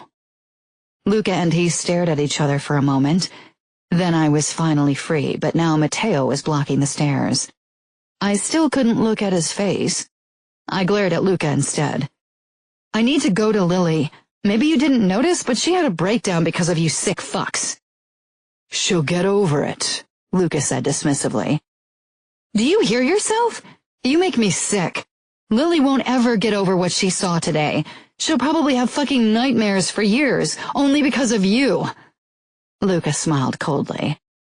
If you want to blame someone, blame yourself, because I have a feeling she was only down here because she followed you. Luca, Matteo said in warning. It wasn't Gianna's fault. It was my fault, at least partly, but I would never admit it in front of them. If it weren't for their sick business, none of this would have happened. I decided to switch to attack mode. I wonder what Aria will say when she finds out what happened. Luca narrowed his eyes. You won't tell her. Oh, I won't? I asked. I had absolutely no intention of telling her. She didn't need the extra baggage, but Luca didn't need to know that. Matteo stepped between his brother and me and touched my arms. I jerked back as if he'd burnt me. Don't ever touch me again. I really don't get what you see in her, Luca said. Luca, stop provoking her, Matteo hissed, and then he turned his dark eyes on me. You can't tell Aria. It won't serve any purpose, only make her miserable. Maybe she'll decide to leave him, I nodded toward Luca. Aria won't ever leave me, Luca said quietly. She took a fucking bullet for me today. I almost lost her. I won't ever lose her again, and I won't let you ruin things between us. The worst thing was that I knew he was right when he said Aria wouldn't leave him, not even when I told her what I'd seen today. It wasn't as if she didn't know what kind of man Luca was and what kind of things his men did on his orders. He'd killed and tortured for her before, and she still loved him. Somehow she could forget the monster and only see the man when she was with Luca. I was pretty sure I couldn't do it. I could hardly meet Matteo's gaze. I won't tell her, I said eventually. But not for you. I'm doing it for her. I want to see her happy. And for some fucked up reason, Luca was making her happy. Happier than I'd ever seen her. For her sake, I would pretend. Luca turned to Matteo. Take her to her room and make sure she stays there until Scuderi comes to pick them up. I don't want her to make another scene. I bit back a snarky comment. I want to see Aria. She needs me. I could tell that Luca wanted to tell me no, but he surprised me when he said, You can stay with her when I'm not around. It's not like I'm eager to be in a room with you. Come on, Gianna. Matteo gripped my arm and didn't even release me when I protested. He led me up the basement stairs, then along the long hallway and up the stairs. He didn't speak until we reached my room, and I jerked free of his grip. My eyes darted to his pink hands and blood-covered shirt. Matteo followed my gaze, grimacing. I'll go change. Don't bother. I won't ever forget what I saw. Matteo walked up to me, and I stood my ground, despite my body's desire to flee. You are clever, Gianna. Don't tell me you didn't know what we were doing behind closed doors.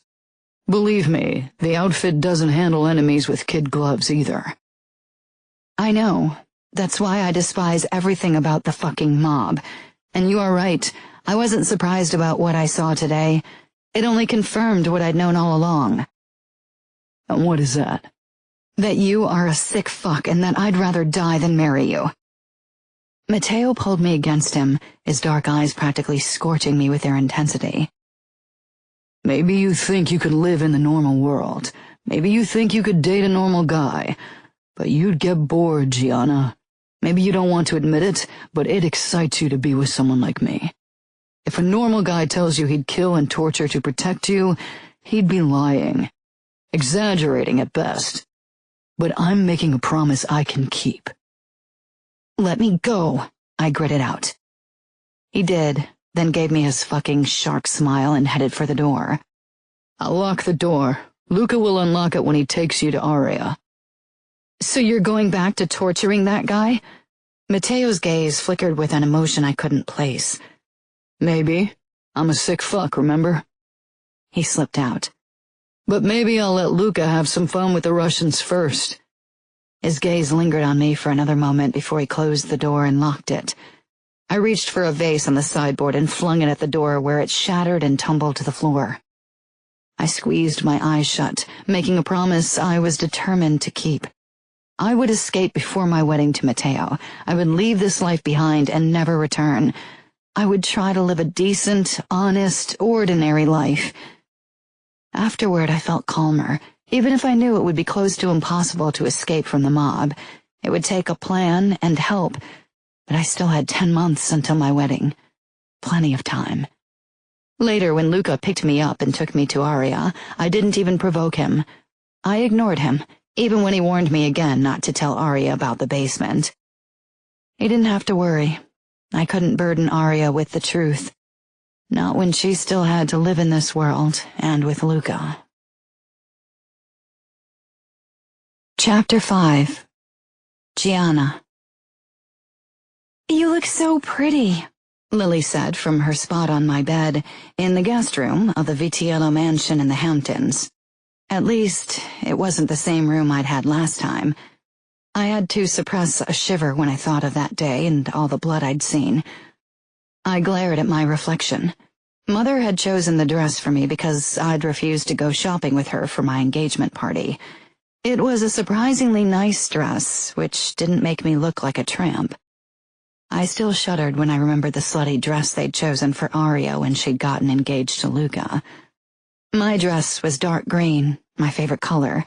I was surprised Mother knew that much about me, or maybe Lily had helped secretly. The skirt was flared and reached my knees. Definitely modest. Maybe Father thought I was bad girl enough and didn't need a slutty outfit to emphasize that further. I don't know why they bother, I said. They know I don't want to celebrate my engagement to Matteo. I don't want to marry him. It's tradition. Lily was wringing her hands nervously in her lap. Pushing my own feelings aside, I walked toward her and sat down. She didn't even look up, but her lower lip was trembling. Hey, are you okay? She gave me a small shake of her head. I know it's stupid, but I'm kind of scared.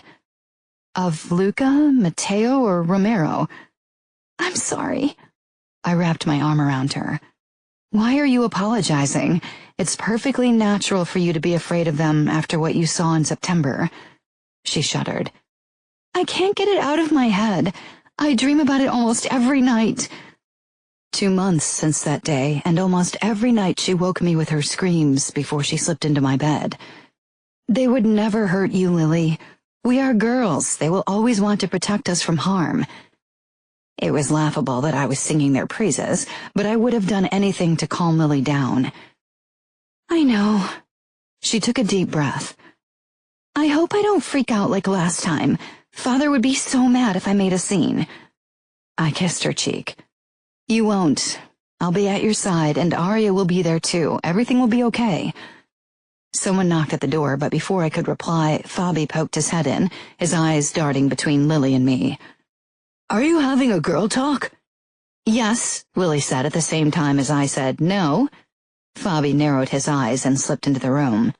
He looked too cute in his tuxedo. Father sent me to tell you everyone's waiting. He straightened his shoulders, his little chin lifting a little higher. Fabi had turned 10 a couple of days ago, and in a few years he would already start his initiation process. I was glad that I probably wouldn't get the chance to see my sweet, good-natured brother become a killer. "You ready?" I asked Lily, who nodded quickly, but her eyes told a different story. I understood her only too well.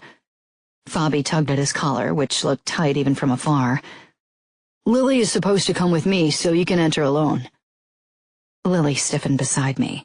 She had clung to me when we'd first stepped foot into the mansion this morning. I wasn't sure why Luca and Matteo had insisted on celebrating in New York, and worse, in the very place where Lily had seen Romero and Matteo torture a Russian, but it was too late now. So far, we'd managed to avoid them all. I hadn't even seen Aria yet. "No, I don't care what Father wants. Lily and I will go down together." Fabi gnawed on his lip. "Father will be angry." I stood, pulling Lily with me. "He'll get over it." He wouldn't make a scene in front of New York. He'd wait with his punishment until we were back in Chicago. Lily, Fabi, and I headed downstairs together, and Lily's grip on my hand tightened with every step we took. As we passed the front hall, her eyes darted to the back where the entrance to the basement was. She shivered. Voices were coming from the living room, and we headed toward the door, our shoes clicking on the marble floor, a floor that had been slick with blood 2 months ago. I tried to forget what I'd seen that day. I needed to focus on today if I didn't want things to end badly. It wasn't a big celebration, but the most important members of the New York familia and the outfit had been invited. I was determined to be on my best behavior today. I didn't want Father to think I was thinking of ways to escape and up the number of my bodyguards. The moment we entered the living room, I knew I could kiss that plan goodbye. Lily let out a small sound in the back of her throat, her nails digging into my palm. Father was talking to Dante Caballero, Luca, and Matteo, while the other men, as well as Aria, my mother, and Matteo's stepmother, Nina Vitiello, stood around them. Father's eyes narrowed immediately when he saw me with Lily. Fabi quickly rushed toward him, and Father scowled at him, probably giving Fabi a lecture under his breath. Matteo's gaze captured me with its intensity. He was dressed in black pants and a white shirt. "Gianna," Father said in a tight voice, "we've been waiting for you." Everyone expected me to walk over to my father so he could hand me over to Matteo, and I would have if Lily hadn't started shaking beside me at the sight of Matteo, Romero, and Luca. Her eyes darted to me. There was a flicker of fear on her face. I didn't want Father, much less anyone else, to know that she was terrified. Father would be furious. Maybe he'd even hit her, and Lily really didn't need another bad experience. She'd been struggling enough in the last few months. She was frozen beside me. "Gianna, stop the nonsense and come over here," Father growled. Aria came toward me. "What's wrong?" Lily and I exchanged a look. So far we hadn't told Aria anything, but it would be hard to explain Lily's strange behavior. "Long story," I said. "Can you take Lily's hand?" But Father had had enough. He stalked toward me and grabbed my wrist in a crushing grip before he dragged me toward Matteo. "I've had enough of your insolence." I almost stumbled on my heels as I hurried after him. Matteo pulled me against him, forcing Father to release me. The look on Matteo's face bore a remarkable resemblance to the one he'd had when the Russian had kicked me. I was glad to escape Father's wrath for now, and didn't pull away from Matteo. Aria was hugging Lily to her side, and both were whispering quietly. I hoped Aria could calm our sister down. I hated seeing Lily so distressed. "I know what you did there," Matteo murmured in my ear once he'd put the engagement ring on my finger. "And what would that be?" "You helped your sister." I slipped out from under his arm. "I wouldn't have had to help her if she wasn't terrified of you." Matteo didn't look sorry. Maybe he wasn't capable of guilt. "I'll have a word with her." "Stay away from her," I hissed, but he seemed to find my threatening tone funny, and I blew. My voice rose. I was beyond caring if the others would hear. "And while you're at it, stay away from me too. I don't want anything to do with your fucked-up world." Unfortunately, Father heard, and so did probably everyone else in the room, and while Matteo didn't seem to take my outburst to heart, Father's scowl promised punishment. I had a feeling Matteo would have stopped him if I'd asked for his help, but I didn't want to be indebted to Matteo. I'd rather bear Father's beatings. I couldn't stop staring at the yellow gold ring with the huge diamond in the center. Father had made it very clear what would happen if I took it off. In our world, it was like a cattle brand. Everyone would know whom I belonged to. Chapter 6. Gianna. I hated having to involve Aria in any of this, but she was my last option. The biggest problem was actually asking her. I didn't trust the phones. I wouldn't put it past our father to rig them so he could keep an eye and ear on me. I had to ask her in person, but as a punishment for my misstep at the engagement party, I hadn't been allowed to see Aria since our family's Christmas party. But after weeks of begging, Lily and I finally managed to convince Father to let Lily and me fly to New York for Lily's birthday in April. Lily was practically bouncing with excitement during our flight. I was still surprised how quickly she'd recovered from the horrible events of last September. I really hoped she wouldn't be set back by being back in New York. She'd been avoiding Matteo and Luca the last few times we'd seen them, but this time we'd be staying at Luca's penthouse, so there was no way she could do it. The moment we walked into the waiting hall buzzing with voices, I wanted to groan. Matteo stood beside Aria and Luca. I should have realized he would come.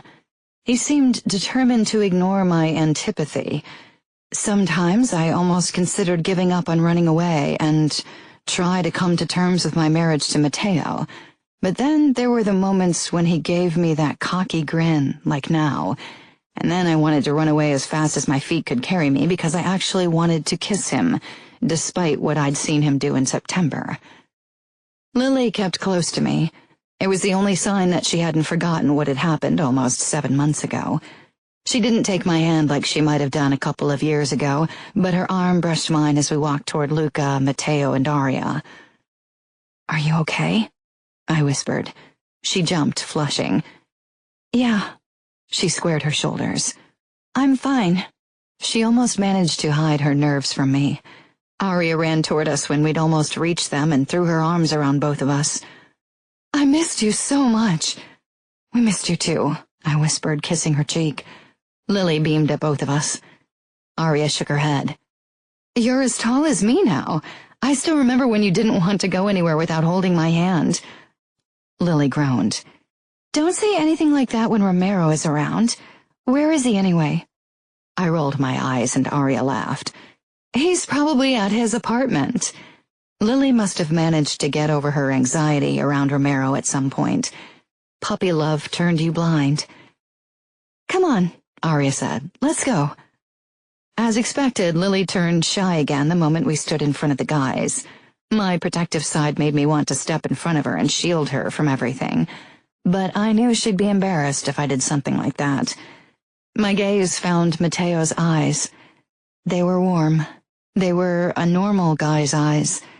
And for an instant, I wanted to believe the lie he was so good at telling. But I forced myself to break our staring contest. "The birthday girl," Matteo said with a smile at Lily, arms crossed over his chest. He looked so approachable and harmless, and I knew he was doing it on purpose because of Lily. Despite my best intentions not to, I felt grateful, and at the same time, I couldn't help but wonder how he could be so kind and funny one moment when he was capable of the horrible things I'd seen in September. "Not yet," Lily said, biting her lip. "Unless you have an early present for me." I almost exploded with relief. I'd worried Lily would be as nervous as last time when she'd seen Matteo, but he was a master manipulator and had her wrapped around his finger again. "I like the way you think," Matteo said with a wink. He took her suitcase, then held out his arm for her to take. She glanced between Matteo and me. "Won't you carry Gianna's luggage?" "Luca can take care of it," Matteo said, eyes dancing with mirth as they settled on me. Why did he have to be so tolerable? If I didn't know any better, I'd say he had a suspicion I was trying to figure out a way to run away from our impending marriage. I narrowed my eyes at him before turning to Lily. "Go on." She linked arms with Matteo, and they walked ahead. Luca took my suitcase without a word before following after his brother and my younger sister. I fell back with Aria. Maybe Father should have married Lily off to Matteo instead of me, I said, only half joking. She seemed to have no trouble getting along with him. Matteo needs someone like you, someone who talks back to him. I don't think she could handle him. I snorted. But you think I can? Aria searched my face. There's something you're not telling me. Later, I whispered, and she nodded with a glance toward Luca and Matteo. I didn't get the chance to talk to Aria until much later that day, and only because Luca and Matteo had business to conduct in their dance club Sphere. Romero was still there, but Lily had convinced him to play Scrabble with her in the living room, so he was occupied, as I led Aria out onto the roof terrace despite the cold. Once we stood at the edge of the roof, she turned to me. You're up to something, aren't you? I hesitated, suddenly feeling guilty for even considering to involve Aria. I can't do this, Aria. I want out. Out of this world. Out of my arranged marriage. Just out. Her face became still, blue eyes wide. You want to run? The wind had picked up and tore at my hair, but I wasn't certain if that was the only reason why I shivered. Yes. Are you sure? Absolutely, I said, though sometimes doubt kept me awake at night. This was a huge step. Ever since the Bratva attacked the mansion and I saw what Matteo was capable of, I knew I had to run. It's not just Matteo, you know that, right? He isn't any worse than any other made man. That makes it even worse. I know that pretty much all the men in our world are capable of horrible things. And one day even Fabi will be, and I hate it. Hate every second I'm trapped in this messed up world. I thought you and Matteo were getting along better. You didn't try to rip each other's head off today. He's trying to manipulate me. Didn't you see how easily he could make Lily forget her nervousness around him? Aria shrugged. It could be worse. Most men wouldn't have forgiven you for giving him such a hard time, but he really seems to like you. Did he? I was never sure with Matteo.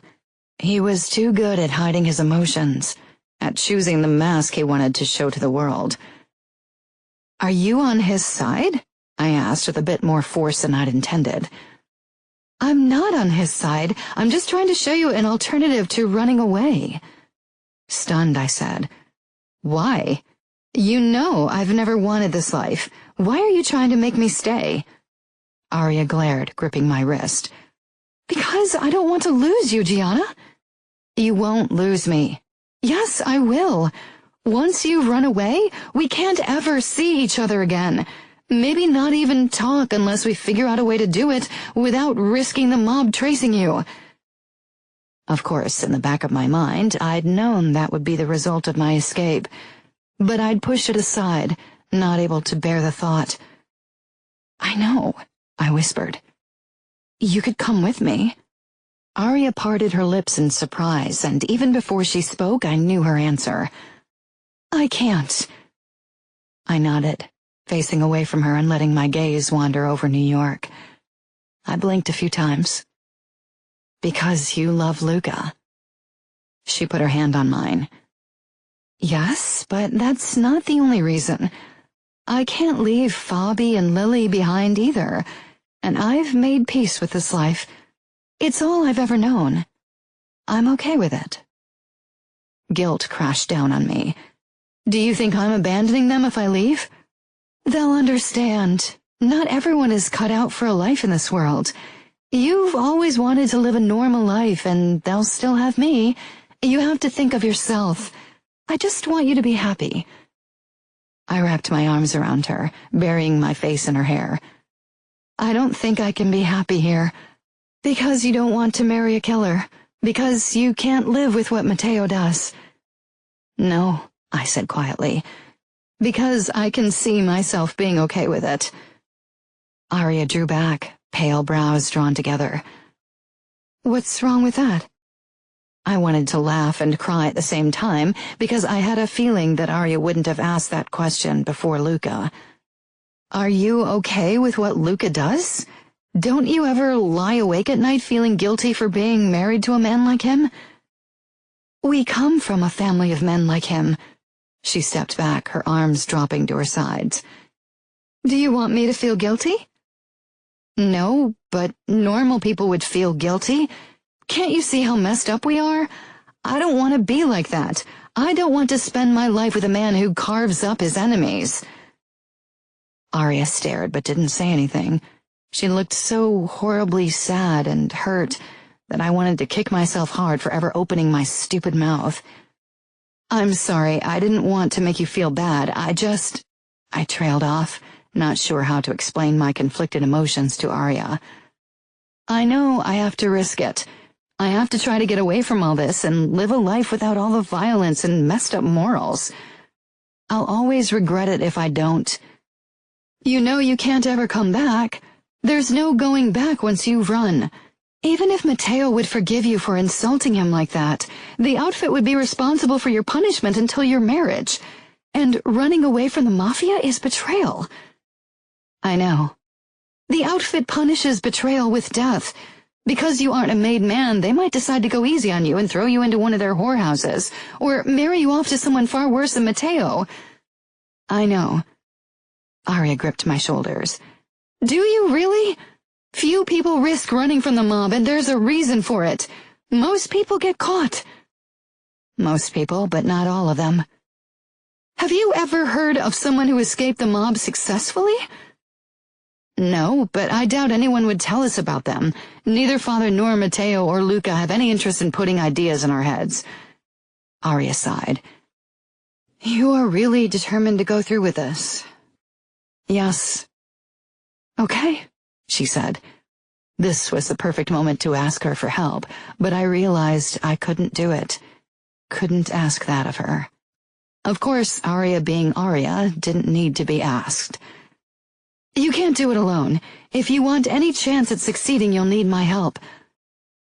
I stared at my sister, my beautiful, brave sister.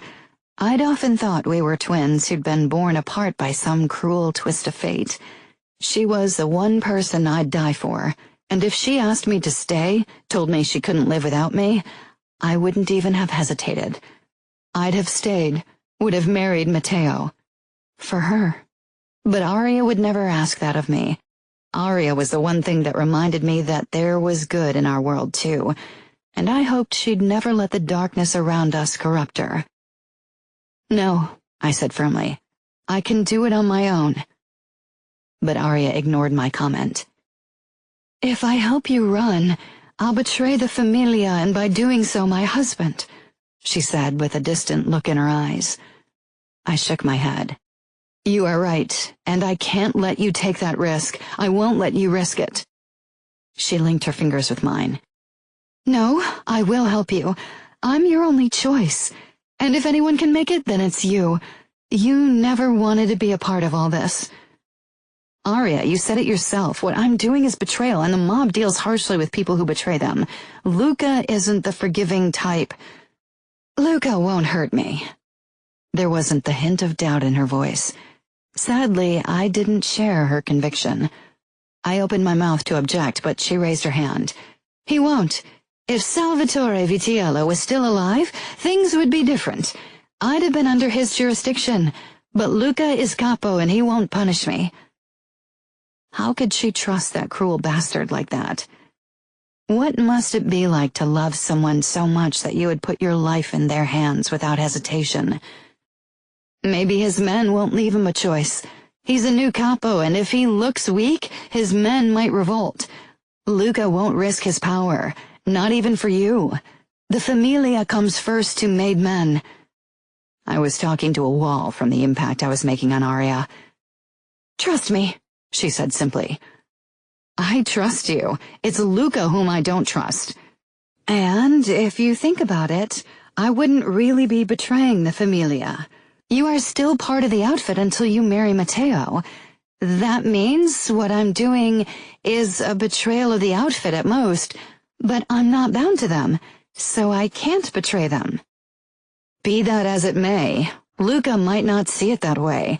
Even if you aren't betraying the familia, you're still going behind Luca's back. Not to mention that Matteo will probably move heaven and earth to find me. True, Aria said slowly. He'll hunt you. He'll eventually lose interest. Aria looked doubtful.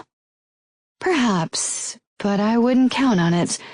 We have to make sure he can't find you. Above us, the sky was turning dark gray, the first signs of an impending rainstorm. If I were superstitious, I'd probably see it as a bad omen. Aria